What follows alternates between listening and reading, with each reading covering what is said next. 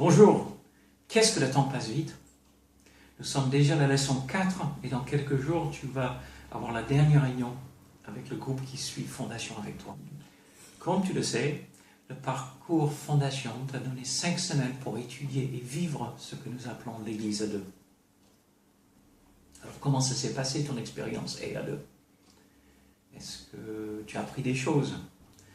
De quelle manière est-ce que le Seigneur t'a touché? Pendant ces 5 semaines, quels étaient les faits saillants pour toi et pour ton partenaire à2? Sur la page 4 du PDF de la leçon 4, c'est-à-dire dans le document que tu es en train de lire, il y a un lien qui te permet de nous donner un retour et de raconter ton histoire à2. S'il te plaît, fais-le. C'est important de nous encourager mutuellement et j'ai vraiment hâte de te lire. Alors, est-ce que tu as commencé à vivre et comprendre combien les deux disciplines spirituelles de à2, émotique et l'écoute de Dieu, ont des implications profondes? Au fait, les deux disciplines spirituelles de à2 constituent une sorte de bloc de construction qui constitue le fondement pour toute expression d'Église plus grande. Comme disait l'article, il y a à2, il y a à2 en famille, il y a à2 seul avec Jésus, il y a à3, à4, il y a à2 en église de maison.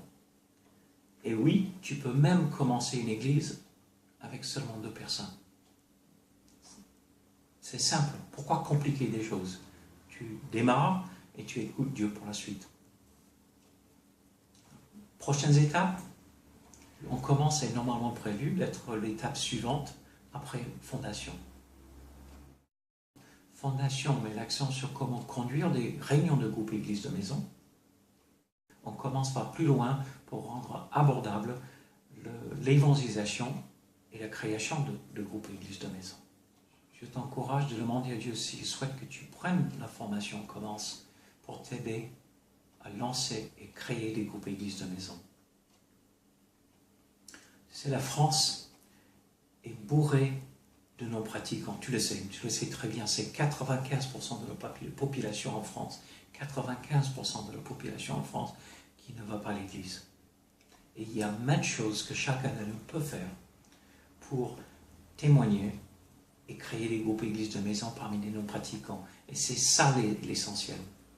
C'est pour ça qu'on a sorti la formation Commence qu'on te propose, et c'est pour ça qu'on se démène depuis 1 an et demi pour pouvoir maintenant t'offrir aussi Fondation.